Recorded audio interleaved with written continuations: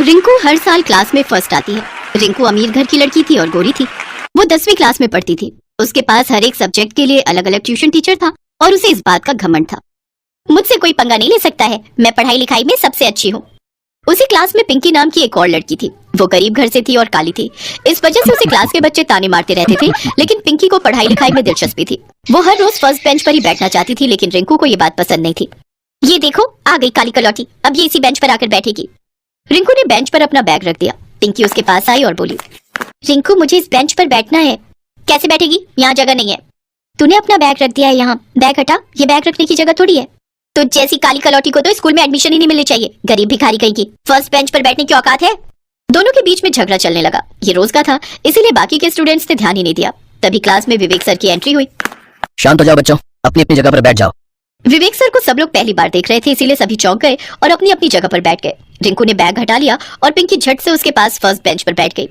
विवेक sir ने रिंकू और पिंकी से पूछा, गुड मॉर्निंग बच्चों, मेरा नाम विवेक है। आप सब मुझे विवेक सर कहकर पुकार सकते हो और मैं इस स्कूल में नया हूँ, आज ही मेरा पहला दिन है।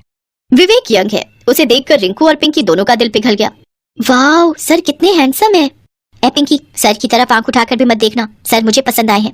तो क्या हुआ, सर मुझे भी पसंद आए हैं। हाँ, तुझ जैसी काली बदसूरत गरीब लड़की को सर भाव नहीं देंगे। दुनिया में सब लोग रंग और पैसा देखकर इंसान को नहीं परखते हैं, वैसा तुझे लगता है। विवेक सर ने दोनों से कहा, क्या बात है, झगड़ा क्यों कर रहे हो तुम दोनों? वो कुछ नहीं सर, ऐसे ही। हाँ सर, ऐसी कोई बात नहीं है। विवेक सर ने मैथ्स पढ़ाया और क्लास के बाद वो चले गए। स्कूल खत्म होने के बाद रिंकू अपनी गाड़ी से घर चली गई और पिंकी पैदल घर की ओर जाने लगी। लगता है विवेक सर से मुझे प्यार हो गया है, पति हो तो विवेक सर जैसा। उधर रिंकू भी पढ़ाई में मन नहीं लगा पा रही थी। उसकी माँ ने उसके हाथ में दूध का ग्लास दिया, लेकिन वो ग्लास गिरकर टूट गया। बेबी, ये क्या किया तुमने बेटा, ध्यान कहाँ है तुम्हारा? वो स्कूल में है माँ। स्कूल में? लेकिन अभी तो तुम घर पर हो ना बच्चा। हाँ माँ, लेकिन विवेक सर तो यहाँ नहीं है ना, मुझे विवेक सर से शादी करनी है। अगले दिन स्कूल में पहला क्लास रीना मैडम का था। रीना मैडम की उम्र विवेक सर जितनी ही थी। मैडम पढ़ा तो रही थी, लेकिन रिंकू और पिंकी का मन पढ़ाई में नहीं था। बच्चों, कल नए टीचर ने क्लास लिया है ना, कैसी लगी उनकी क्लास? बहुत अच्छी मैडम, विवेक सर तो बहुत अच्छे हैं। हाँ मैडम, वो बहुत अच्छे हैं। सच में वो अच्छे हैं, उन्हें ज्यादा परेशान मत करना। रीना मैडम की क्लास के बाद पिंकी और रिंकू में बहस शुरू हो गई। सुन पिंकी, विवेक सर सिर्फ मेरे हैं, सिर्फ मेरे। क्यों, तू गोरी है इसलिए? हाँ, और अमीर भी। ठीक है, तो फिर सच्चाई का पता कर ही लेते हैं। हम दोनों विवेक सर को मन की बात बताएंगे। ठीक है, आज ही बताएंगे। विवेक सर क्लास में आए और क्लास खत्म होने के बाद क्लास के बाहर पिंकी और रिंकू ने उन्हें रोक लिया और सब कुछ बता दिया। दोनों की बात सुनकर विवेक सर हंसने लगे। तुम दोनों अभी बच्ची हो, पढ़ाई लिखाई में ध्यान लगाओ। नहीं सर, आप बताओ हमें, आपको मैं ज्यादा पसंद हूँ या रिंकू? रिंकू मुझे ताना मारती रहती है।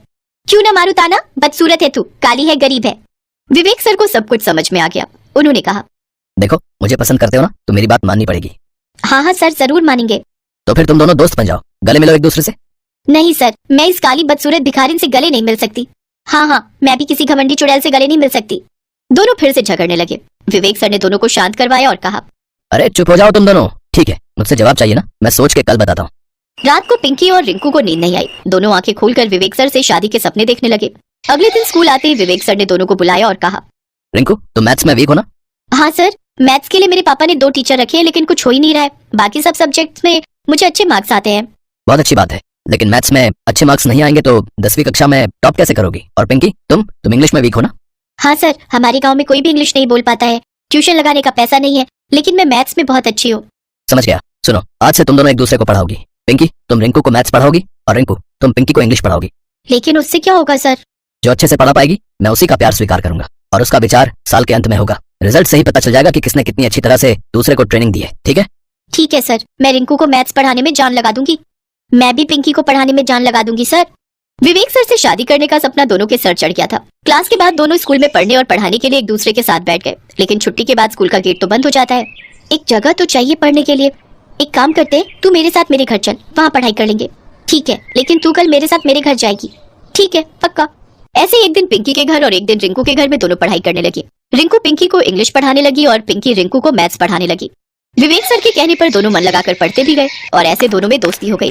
फाइनल एग्जाम के बाद दोनों रिजल्ट के लिए इंतजार करने लगे और रिजल्ट वाले दिन सुबह सुबह स्कूल पहुंच गए। हे भगवान, बस पिंकी को इंग्लिश में ज्यादा मार्क्स आ जाए। हे भगवान, बस रिंकू को मैथ्स में ज्यादा मार्क्स आ जाए। जिंदगी में पहली बार दोनों एक दूसरे के लिए प्रार्थना करने लगे और दोनों को इंग्लिश और मैथ में फुल मार्क्स मिले। दोनों खुश होकर एक दूसरे का हाथ पकड़कर विवेक सर के पास गई। सर, हम दोनों को फुल मार्क्स मिले हैं, हम दोनों बहुत खुश हैं। हाँ सर, अब तो बता दीजिए आपको हम में से कौन ज्यादा पसंद है। मुझे तो तुम दोनों पसंद हो, लेकिन एक स्टूडेंट के हिसाब से मुझे तो बस तुम दोनों में दोस्ती करवानी थी। पढ़ाई लिखाई से भी ज्यादा इंसान में इंसानियत और प्यार ही जरूरी है, और आज तुम दोनों वो सीख गई हो। इसीलिए मैं तुम्हें अपनी शादी में बुलाना चाहता हूँ। ये लो कार्ड। आपकी शादी? लेकिन किससे? तभी रीना मैडम सामने आई। मुझसे। हम दोनों शादी कर रहे हैं। तुम दोनों को दोस्त बनाने का ये आइडिया मैंने ही विवेक को दिया था। पिंकी और रिंकी को दोस्ती की अहमियत समझ में आई। आज वो दोनों दुखी नहीं थे बल्कि बहुत खुश थे। एक साथ सज धज कर वो दोनों विवेक सर और रीना मैडम की शादी में गए और उसके बाद क्लास में हमेशा एक साथ फर्स्ट बेंच पर बैठने लगे।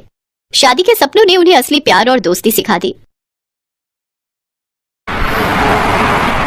नंदिनी को जैसे ही डांस टीचर विक्की ने पहली बार देखा तो वो उसे देखता ही रह गया। आखिर ये होता भी क्यों ना, क्योंकि नंदिनी दिखने में किसी हीरोइन से कम नहीं थी। गोरा रंग, लंबा कद, फूलों की पंखुड़ी की तरह गुलाबी होठ और होठों के नीचे काला सतिल। लाल रंग की सलवार सूट पहने नंदिनी जब विक्की की ओर बढ़ रही थी तो विक्की के दिमाग में एक ही चीज चल रही थी। ओह माय गॉड, ऐसा लग रहा है कि आसमान से डायरेक्ट मेनका उतरकर मेरे पास आ रही है।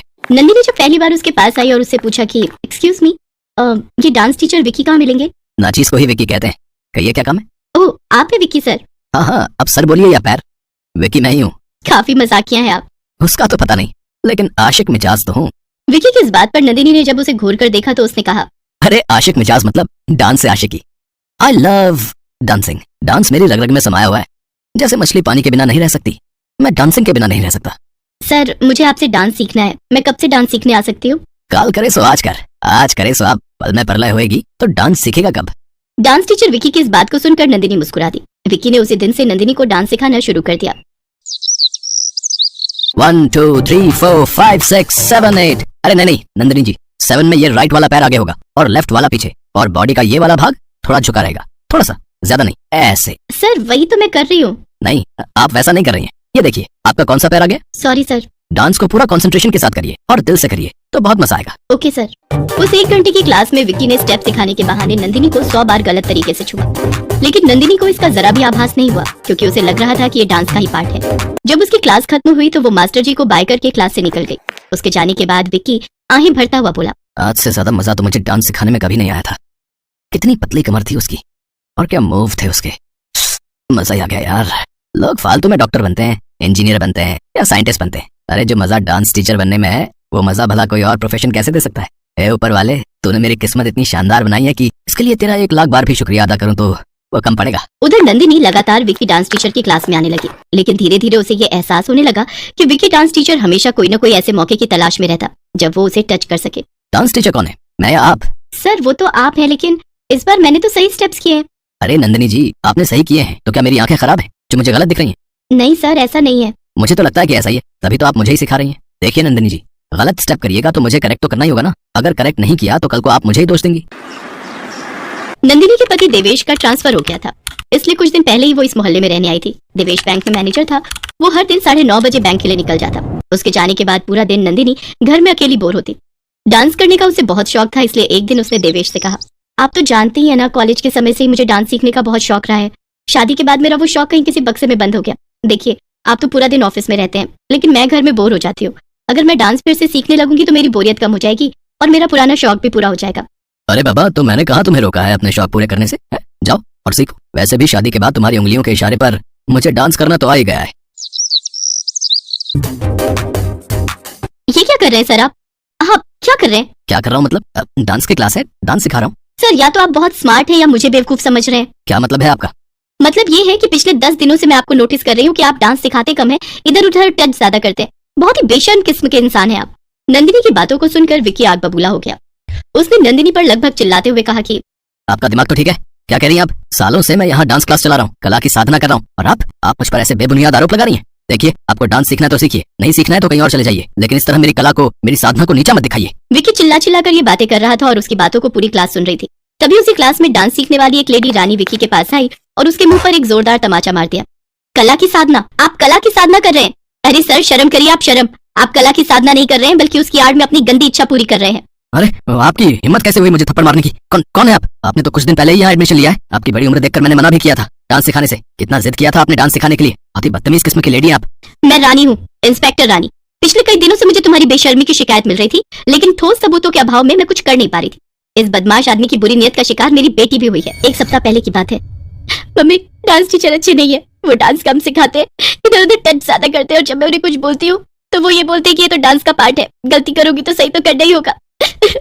बेटी तू चिंता मत कर, तुम्हारे उस डांस टीचर की सारी पोल मैं सबके सामने खोलूंगी, और वो भी सबूत के साथ। इंस्पेक्टर रानी ने भी विक्की की क्लास में एडमिशन ले लिया और उसकी एक एक हरकत को अपने छिपे कैमरे में कैद करने लगी। इंस्पेक्टर रानी विक्की को गिरफ्तार करके थाने ले गई। थाने में उसकी अच्छे से मरम्मत की गई और फिर उसे जेल भेज दिया गया। उसे 6 साल की सजा हुई।